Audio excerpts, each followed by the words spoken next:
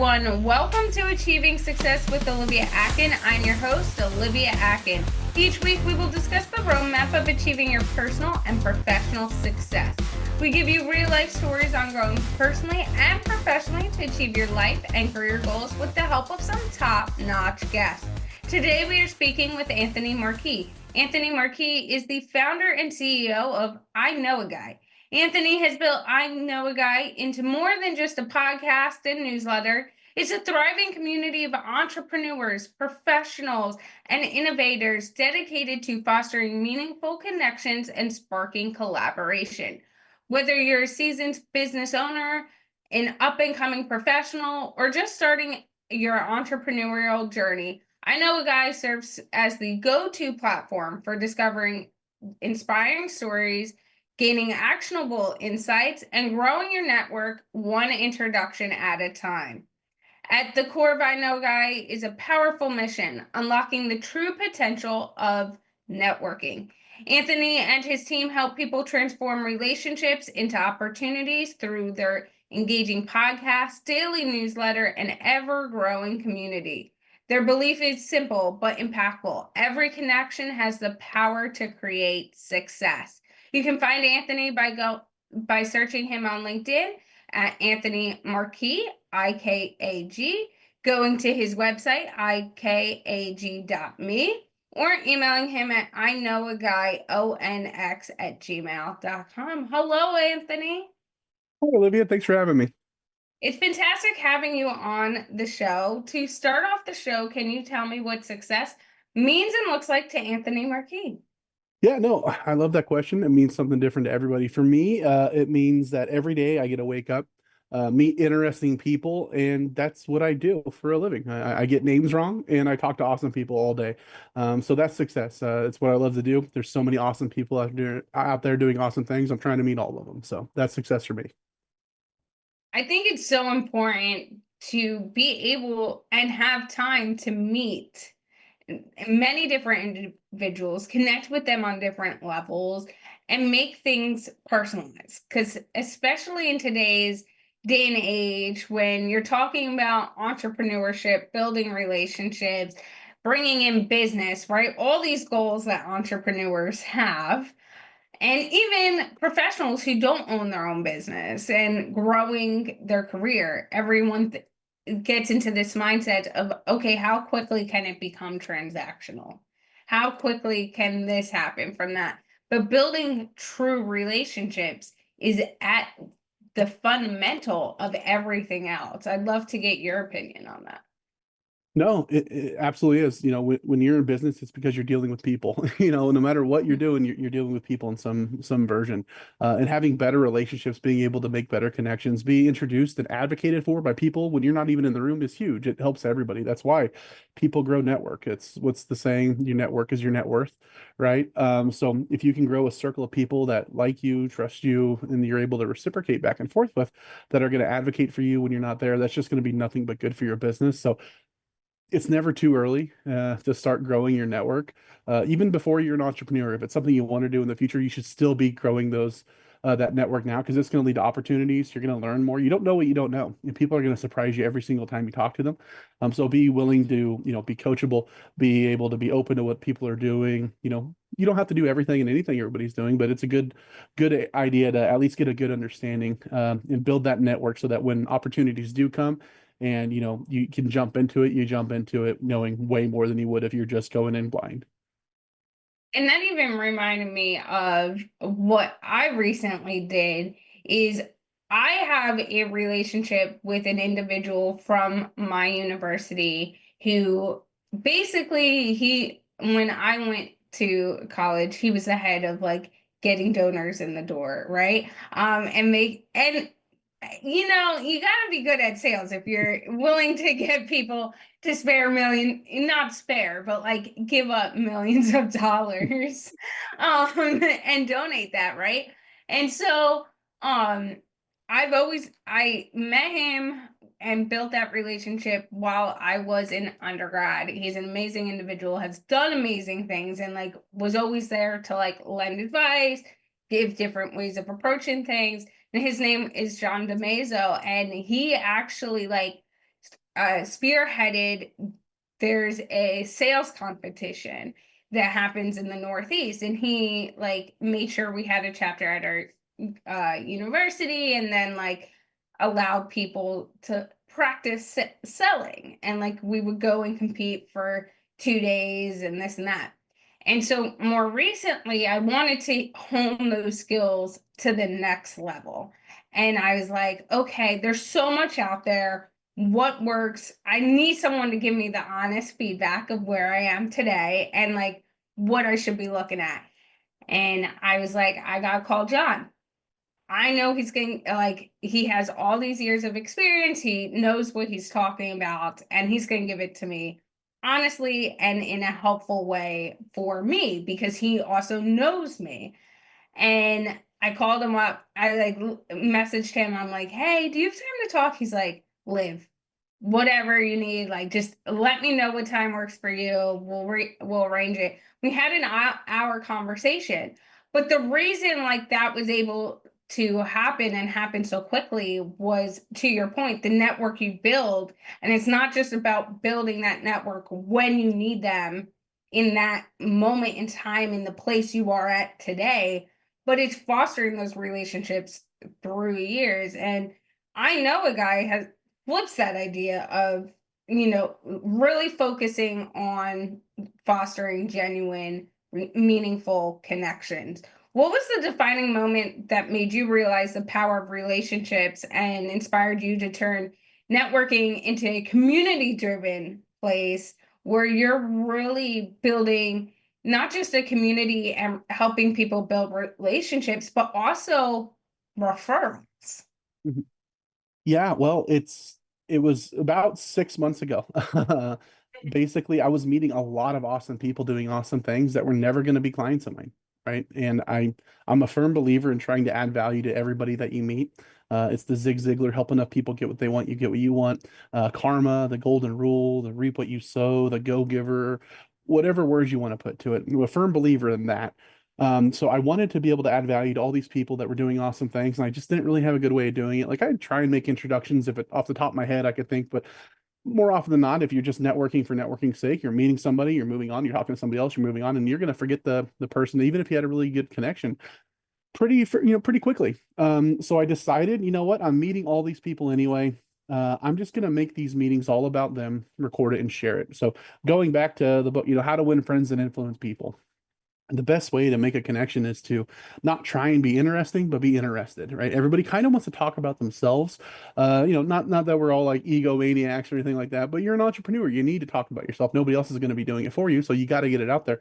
So just finding the people that wanted to do that, giving them the platform to do it, engage with them, and people want to reciprocate. If you can do that, if you can really engage with somebody and give them, innately what they want to tell their story, they want to share what they're doing, and they want people to actually listen, ask good questions, do the follow up. They want that. If you can give that to them, they're going to reciprocate and they're going to do it for you as well. Whereas if you're just going in waiting for your turn to talk and it's like, oh, that's been 2 minutes, it's my turn, nothing comes from that. You're just kind of spinning your wheels. And that's kind of how it started. Is it was going to be a way that I can make better introductions where if I had this conversation with somebody and they said, I help people with XYZ, I don't have to try and remember all the stuff. I can, come across somebody in the future, years, months, whatever, down the road that says, I need help in this area, or I partner well with people in this area. And I can say, have you met Olivia? And then send them the episode where they can hear from you who you are. And it's just one, they just get to listen to that. And if they want to meet you after that, great. Now they're going into that meeting already knowing who you are, what you do, what you love about what you do, and what they want to talk about. So you don't have a lot of that first kind of awkward get to know you vibe where it's like, what's your favorite color? It's clearly green, right? I have some hints, right? It's clearly green, but more deeper connection. And I think that's important that we become more organic with our networking. It's not like, there's definitely value into all versions of it. But actually connecting with people on an emotional level, understanding who they are, what values they have, how they match yours, and being reciprocal and helping each other and actually giving each other what you want and what you need, especially in the referral space. When do you think, and I want to talk more about the referral space, but I just thought of this question and I need to ask it. In your years of doing business and just looking at the trajectory of where the space has gone, when do you think that build your network, because I 100% agree with you. Your network is your net worth. And that doesn't also need to mean that everyone needs to be in the same place you are, in the same industry, whatever. But it really is like, if you have a strong network, it that's your net worth. But for you, when do you think there was kind of this pivot from the way our parents and our grandparents networked and built relationships and built community and understood, hey, I got a guy, I'll call him, like, this and that, versus now where it's so transactional based and no longer focused as much on the power of the actual relationship?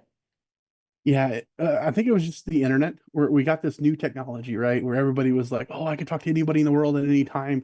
I need to tell everybody about me, me, me." And we kind of got really self-focused. It used to be you have, like you said, the town square vibe where it was like you look across the town square, that's my lawyer, that's my banker, that's my doctor. And that's kind of the community you build. You build a circle of people that were there to advocate for one another. Because if somebody comes in town, they go, "Man, where can I get a good steak? You know what? Our butcher across the way."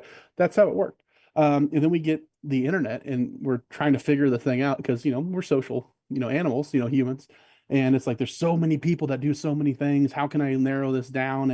And before you know it, people are, renting Lamborghinis to pose in front of them. And that's me, just look at me kind of mentality.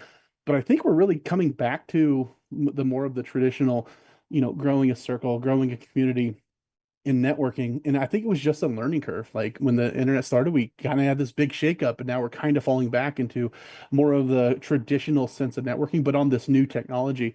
And we're kind of figuring out, okay, that was crazy. It wasn't it wasn't maybe the most optimal way of doing it. It worked for a few because it was so new. Everybody kind of bought into it, but everybody kind of got that gross taste in their mouth. We're like, okay, we need to fix this and go back to, what actually feels right, but also by utilizing this thing. So I think it was just adaptation. It just took a little bit for it to come into place, shake some things up, and then kind of fall back on uh, what we do, and then do it, well with this. So I think that would be the answer.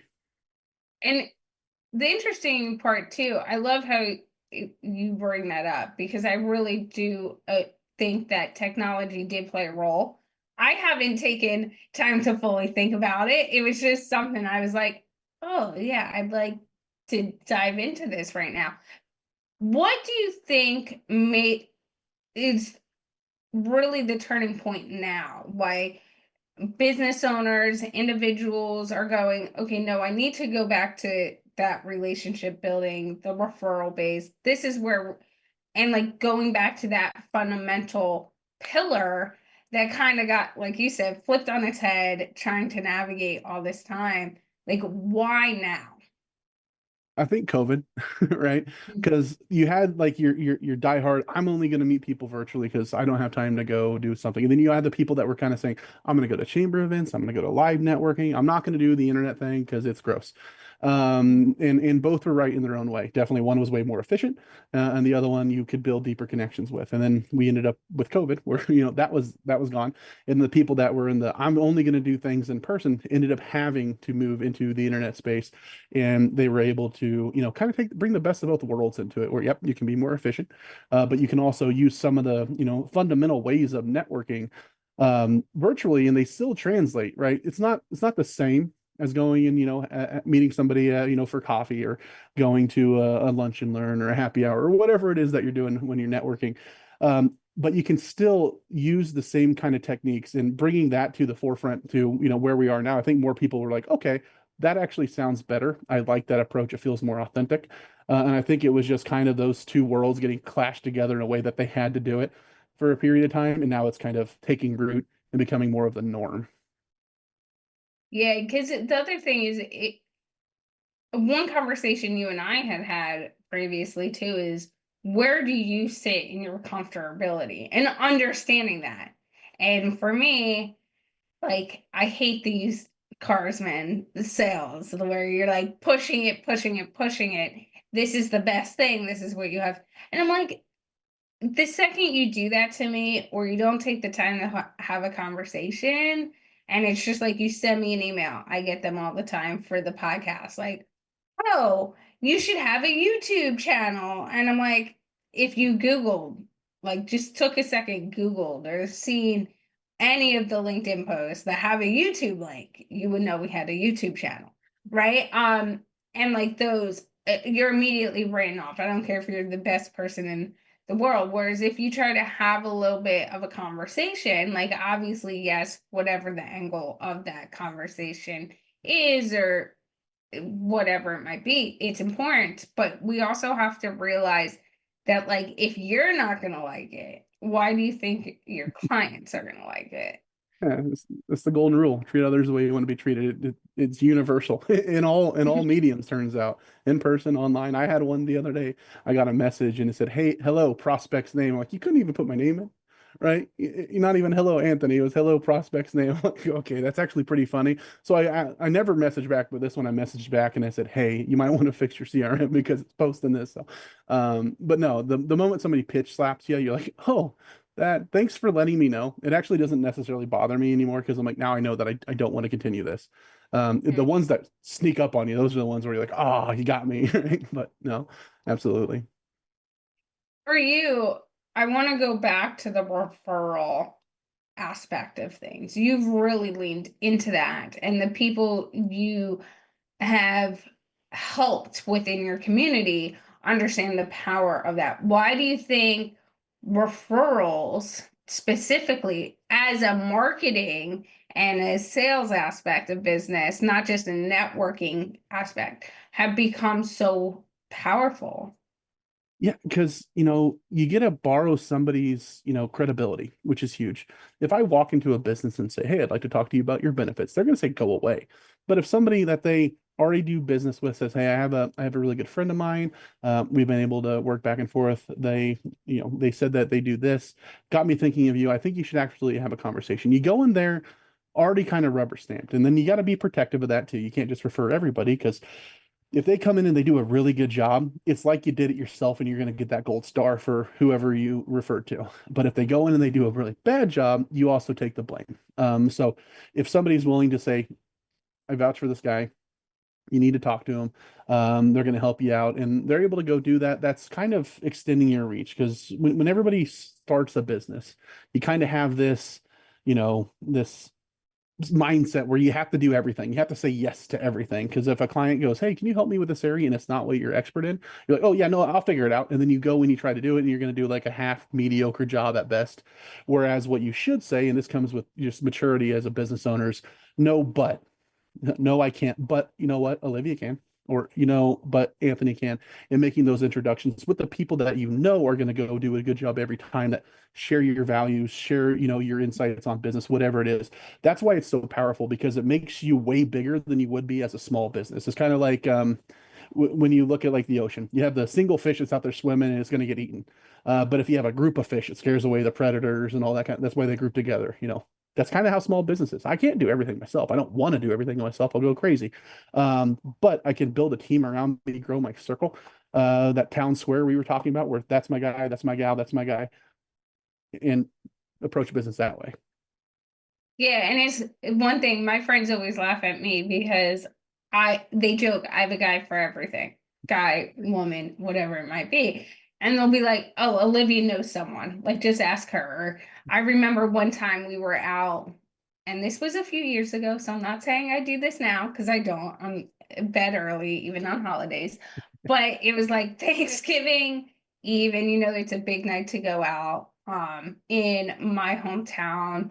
Everyone comes back, everyone goes to the same bar. So you get a line wrapped around the building, like it's crazy. Um, no joke, hundreds of people turn out. And I was waiting in line, and this was like 5, 6 years ago. And I was waiting in line, and all of a sudden I see my car guy like walk by me, and I'm like, "Oh, Brian, like how are you doing?" And like he's with a group of people, he's like, blah blah blah blah blah, right?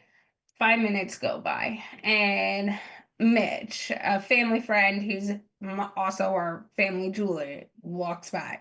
I'm like, "Mitch, what are you doing?" And like I'm like, "Guys, this is my jeweler," like talking. And then a few minutes go by, and I see someone else, and it's someone from I knew from high school, right? So I'm like, "Oh," and some of the people we're with, he's like, "How do you consistently know someone, right?"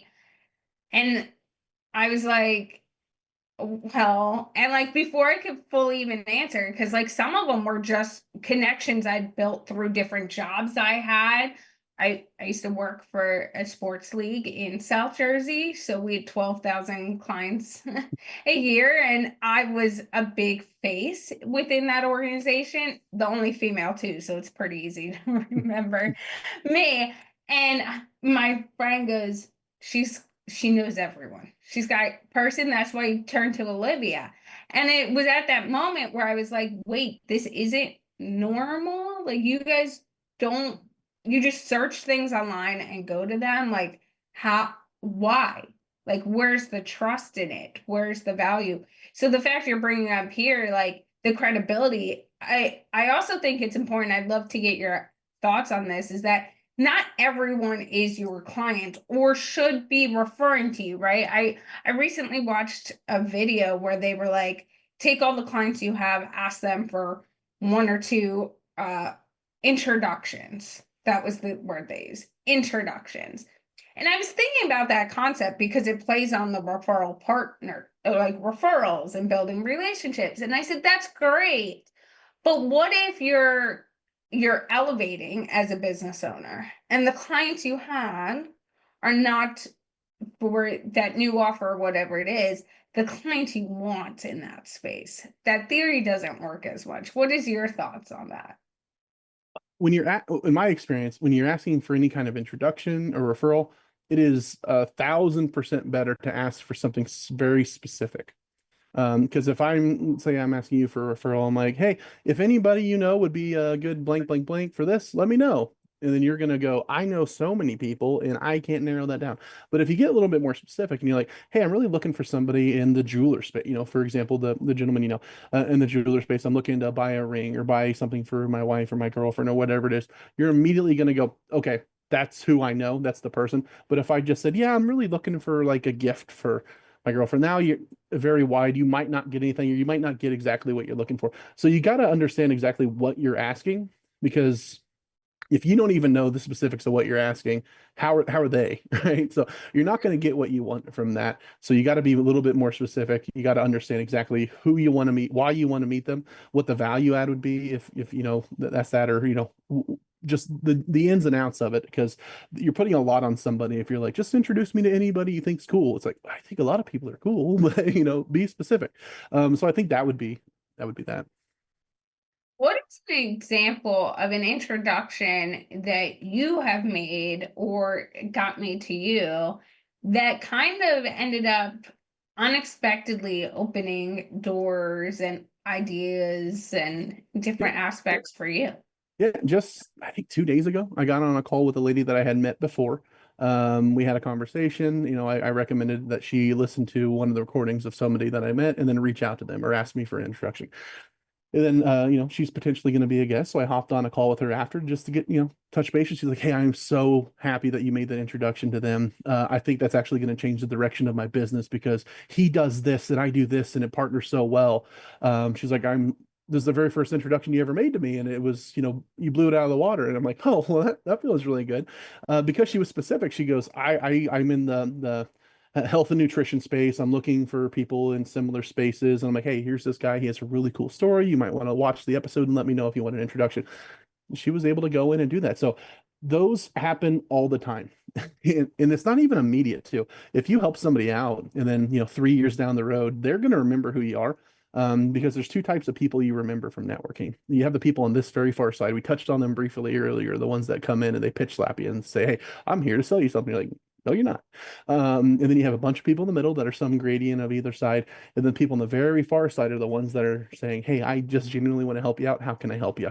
You're going to remember that person and you're going to want to reciprocate, especially if they do help you in a really good way, not just, want to, but, helping somebody to that level, 3, 4 years go down the road and they know what you do and it comes up, you're still top of mind. That doesn't go away. That tends to stick around. So that, when that happens, it feels good because, it's helping up people get what they want, you get what you want.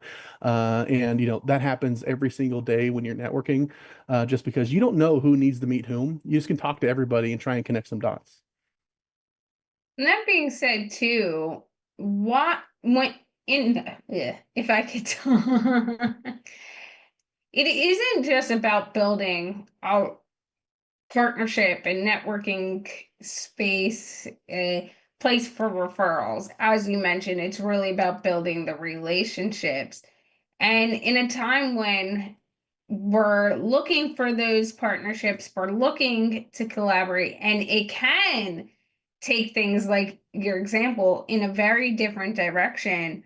What is a piece of advice you have for someone who's like, okay, I know I need to build out my relationships and really focus on understanding that relationships are the key to growth, personally, business wise. Without that, there's a piece missing. But how do I make sure I do that effectively? Mhm. Yeah, I mentioned it earlier, and I'm gonna harp on it because it's the most important piece of advice in my experience that I've gotten was be interested, not interesting. Right.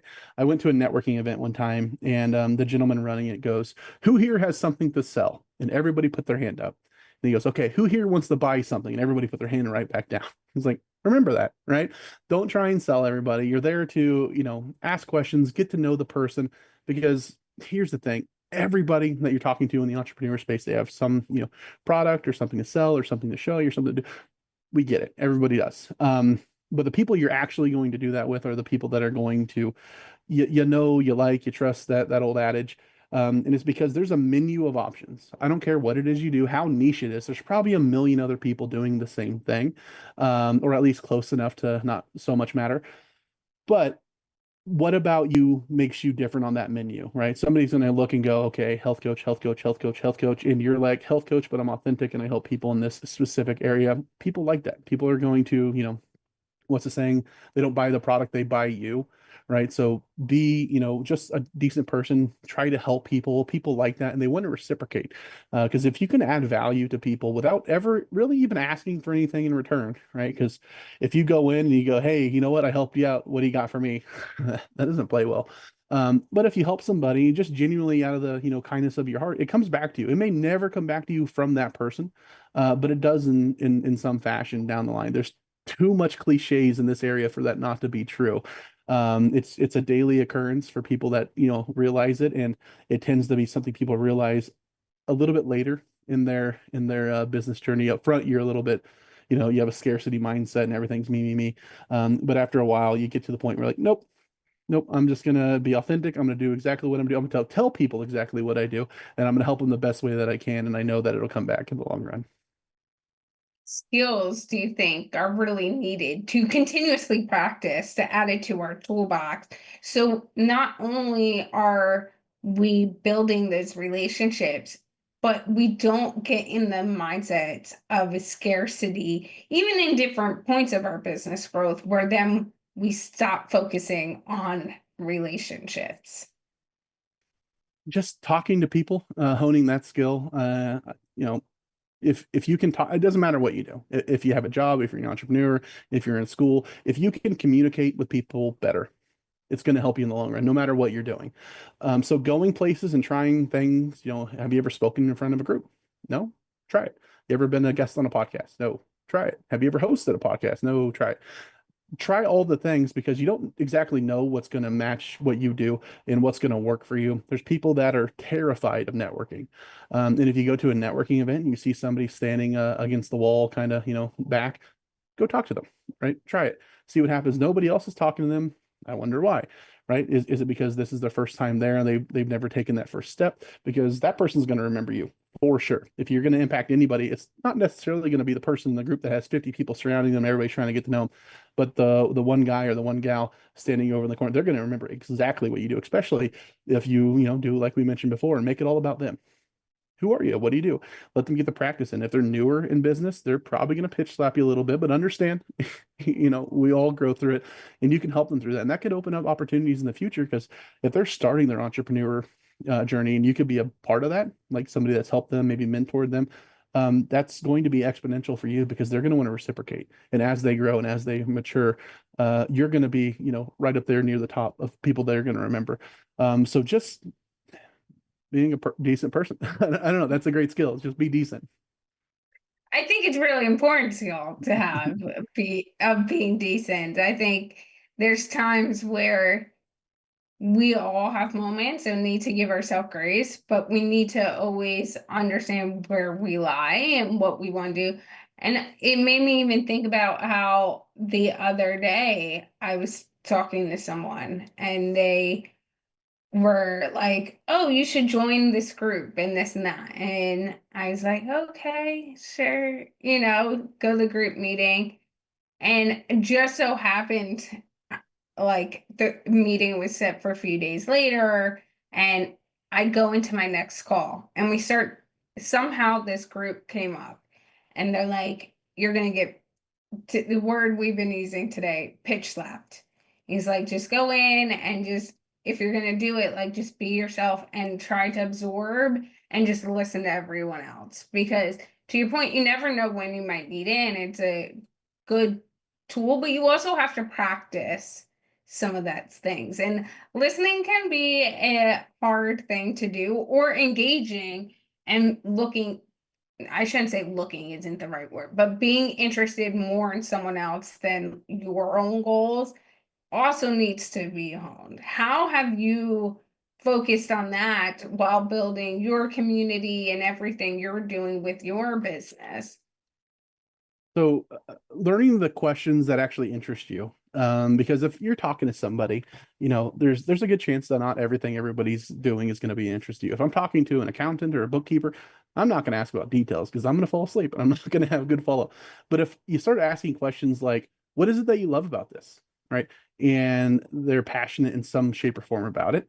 You can kind of riff off of that where they're like, "Oh man, growing up, we had this huge event happened, and our books were messed up, and then somebody came in and they were able to help us, save us from bankruptcy." Whatever the story, that's interesting because that's a story. People like those. So if you can start to touch that, you'll be able to pull things out of that. And first off, they're going to like you for asking that question because nobody does. Typically when you're talking with somebody, you get the first few minutes where it's the polished, even if it's not a pitch, but the polished part where this is what they say every time somebody talks to them because you get 3 minutes, right? And then it's their turn to talk and then they have their 3 minutes. But if you can just let them go and you get past that 10-minute mark, that 15-minute mark, and you're asking questions like that, they'll start saying, "Well, you know what? I've never told anybody this." And that's when it's really, really interesting because you're getting past that part and you're seeing the person and you're seeing the authenticity come through.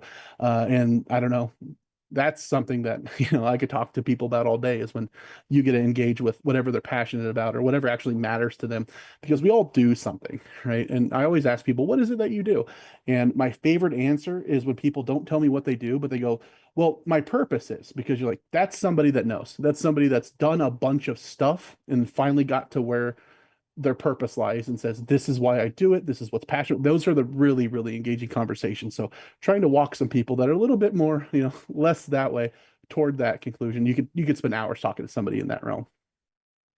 I think another good thing, and this is something you and I have done, is I always try to get as far away from the polished answers and like polished conversation as quickly as possible. So one thing I personally do is when we get on a call and someone immediately goes, "Oh, how are you doing today?" I'll give you my authentic, like, "Oh, I'm doing well. It's been really crazy, but like I just went through XYZ," or, "You're my last meeting of the day. So, like, to be honest, I'm excited for this," or, and it makes them typically laugh and be like, "Oh, okay, we're going right there. You're not just going to be like, 'Good, how about you?'" Right? Or I'll be like, "Where are you calling in from today?" Because people call in from different places and then they'll say something and I'm like, but what does that look like? How are you doing? Like being currently located in Juneau, Alaska, I will blatantly be like, "Yeah, I'm in Juneau, Alaska right now, and this is the weather outside," and like spend 5 minutes debunking Alaskan myths. But it allows for you to immediately get the wall down. I think one thing, and I'd love to hear your thoughts of this, is like how, and from what I'm also hearing you say, is like how quickly can you tear down that wall for yourself and the other person? No, absolutely. That's the right approach. Trying to get somebody laughing as soon as possible, that immediately cools the nerves that people have in the first meeting. Because even if you've been doing it for a long time, there's still that, who's this person? I was introduced by a friend of mine. We'll see. I don't know. I agreed to this meeting because XYZ. So saying something that's non-pedestrian. Oh, how you doing today? Oh, I'm doing great. That's done, right? It's like a one word text back. You're like, okay, well, I don't know what to do now. But having something, and this can even be a canned thing that you say, because every time somebody asks me, how's everything going? Oh, I'm busier than a box full of kittens. Immediately, people will stop. Like, what did you just say? Or they'll laugh, or they'll be like, "Oh, that's a funny image." I've definitely been there. Just saying something that's not pedestrian. It's not your everyday. How are you doing today? Oh, I'm approaching mediocre. Wait, what? Right? And getting them off balance, not necessarily off balance, but off where they thought it was going to go, like off that initial trajectory where every time they talk to somebody, this is how they talk to somebody, and trying to get them to laugh a little bit, because then they'll start being a little more relaxed and they'll get you laughing, and it's a back and forth, and it's exponential. It starts to grow as that happens, and it becomes real authentic really quickly. What is one of your goals with building out I Know a Guy and the community, not just now, but in the next year, and where you want and the individuals you want to join your community? Yeah, it's been a lot quicker than I thought it would. So it's one of those things where it's like, yeah, I have goals, but they keep happening too quickly, right? Like at first it was like, this is something I'm gonna go do semi-frequently. I'll do it a couple times a month. It'll be a great way to make introductions. And here we are. It's like, okay, now it's a daily newsletter and podcast. I'm talking to all sorts of people. I'm meeting people I would never have otherwise met. So it's kind of hard to keep up with goals because they keep hitting them. But ultimately, what I would like this to do, on the personal side, if I could do this full time without anything else, that would be awesome. If all I had to do for a living was meet awesome people, help make introductions to other awesome people, and create a platform where people can be authentic and get to know each other, that's dream come true. Didn't realize that was a dream until I started doing it. And I was like, turns out everything that I've been doing, and I trim all the fat away, and all that's left is this. That's the fun part, right? I can do that. So that would be my big main overarching. That's my goal. The people that I'd like to be able to help, honestly, anybody that spends any time or money networking, because they're already doing that and they're doing it for a reason. It works. If you go to different groups, if you pay for things, it works, right? You meet people. The people that do that, I'm like, great, you should absolutely keep doing that. But come here too, because we're creating a community of people that are just like you that want to meet you, and it's free, right? There's something to be said about, not trying to nickel and dime everything out of everybody, but to monetize everything through collaboration, because both can exist and both should exist, right? You should have this where it's like, hey, this is the exclusive, we're specifically helping people in this area. Great, that's definitely valuable. Or then you have your wider overarching thing where it's me, where it's like anybody that offers something of value, that's passionate about what they do, I want to talk to you. And there's people here that also want to talk to you. So that would be who I'm looking to attract, is just people who are authentic. If you're one to pitch slap, mature a little bit and we'll come back, right? That's about it. So yeah, so that. I love it. And Anthony, how can people get in touch with you if they want to connect with you? Yeah, the best way would be to you can email me at admin@ikag.me, or go to the website ikag.me. There's so many awesome people out there doing awesome things. I'm just trying to talk to all of them, and make introductions amongst them, because that's relationships like that. They're not additive. It's not 1 + 1 = 2. It's multiplicative. If you can create a team or a circle of people that are going to advocate for you when you're not around, they match your values, they're people that are reciprocating, the effort that you're putting into it, you're going to expand your reach. That's the group of fish coming together to help one another, because everybody has their own goals, and there's other people that can help you with it. Because what's the saying? If you want to go fast, go alone. If you want to grow far, grow together, right? So that mentality. So yeah, go to ikag.me. You can subscribe to the newsletter. Find me there. Thank you, Anthony, for all of your insight today. I appreciate it. Thanks for having me. A few of our key takeaways from today's conversation is add value to people. How can you add that value? One thing Anthony has done, and is one of his superpowers, is helping people build relationships, do introductions, build a network that is your net worth, and do referrals back and forth, as well as be interested not the person being interesting. So remember, as Anthony brought up, you want to be interested in the person across from you. That doesn't mean you have to go in depth, like Anthony said, where if you're talking to an accountant, you have to understand how every piece of the books work and the day-to-day tasks and everything, and go deep dive. Like, be able to connect it on a level where you both can meet intellectually and really also build that bond and that relationship. But ask questions and get the conversation going, as well as like pull that brick wall, whatever you want to call, down as quickly as possible when you're connecting with someone. As well as referrals allow you to borrow someone else's credibility, but also remember you're borrowing that person's credibility. So when they do refer, like Anthony said, and they do end up signing with you because someone else has done that introduction, you have to deliver, and you have to deliver a good job, because you have borrowed that other person's credibility in getting that. And if you do that amazing job, like Anthony said, it could be a tenfold over and over, and people that you get to build really good relationships with, who understand how you will deliver, what you'll deliver, and so forth. As well as when you're asking for an introduction or referral, be as specific as possible. I think this is key, because if you're not specific on like whether it's the type of individual, what they do, what you get, how you guys will work together, then like Anthony said, it's a broad range of individuals. And instead of being at top of mind, you become that person where they go, okay, if in real time I think of it, I will do the introduction. This was a great episode with our top-notch guest, Anthony Markey. Thank you for listening, and have a successful day.